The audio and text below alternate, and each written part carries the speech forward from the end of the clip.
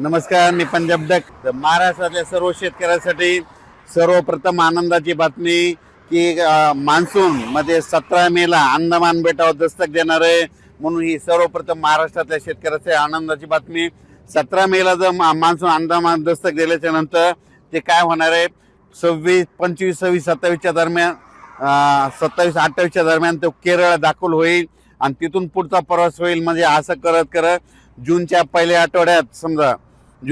आठवड्यात म्हणजे महाराष्ट्रामध्ये आपल्या मान्सून येण्याची शक्यता आहे. म्हणून हा अंदाज सर्व शेतकऱ्यांना लक्षात. म्हणजे सांगायचं झालं तर 17 जूनला मात्र अंदमान बेटावर मान्सून दस्तक देणार आहे. म्हणून हा अंदाज सर्व शेतकऱ्यांनी लक्षात. शेतकऱ्याला सांगू इच्छितो की आजच्यानं कंप्लीट 22 दिवस पाऊस राहिला आहे.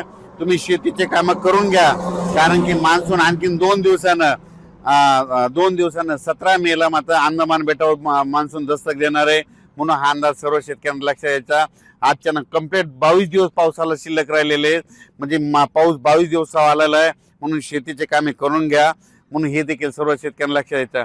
तरी पण तुम्हाला सांगतो, ह्या मे मध्ये जवळपास आज आहे 15 मे त्या 30 मेच्या दरम्यान काय होणार आहे, दररोज राज्याच्या काय होणार आहे, विविध भागामध्ये म्हणजे सगळ्यात जास्त पश्चिम महाराष्ट्राकडे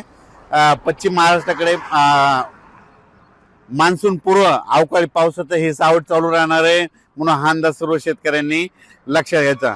म्हणजे सांगायचं झालं तर म्हणजे हे पश्चिम महाराष्ट्राकडे म्हणजे सातारा जिल्हा, सांगली जिल्हा, सोलापूर जिल्हा, कोल्हापूर जिल्हा, पुणे जिल्हा आणि घाटमाता ह्या परिसरामध्ये चांगलं म्हणजे आज 20 मेच्या नंतर दररोज पावसाला म्हणजे मान्सून पूर्व पावसाला सुरुवात होणार आहे, अवकाळी पावसाला सुरुवात होणार आहे. म्हणून हा अंदाज लक्षात.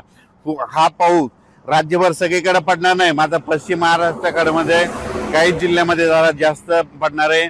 म्हणून हा अंदाज लक्षात. संपूर्ण महाराष्ट्रात मात्र ही अवकाळी सध्या नसणार आहे. फक्त 21 पासून काय होणार आहे, त्या पावसामध्ये थोडी वाढ होत जाणार आहे. आणि ते जास्त पाऊस फक्त सातारा, सांगली, सोलापूर, कोल्हापूर, पुणे, घाटमाता परिसरानं, मुंबई, ह्या कोकणपट्टी, घाटमाता ह्या परिसरात मान्सून पूर्व अवकाळी पाऊस बरसणार आहे. म्हणून हा अंदाज सर्व शेतकऱ्यांना लक्षात यायचा. पण राज्यात मात्र 17 मेला मान्सून अंदमान बेटावर दस्तक देणार आहे. म्हणून हा अंदाज लक्षात घ्यायचा. 20 मेच्या नंतर ते 30 मेच्या दरम्यान राज्यामध्ये काय होईल, काही भागामध्ये मान्सून पूर्व पाऊस सुरू होईल. हे पाऊस सर्वदूर पडणार नाही.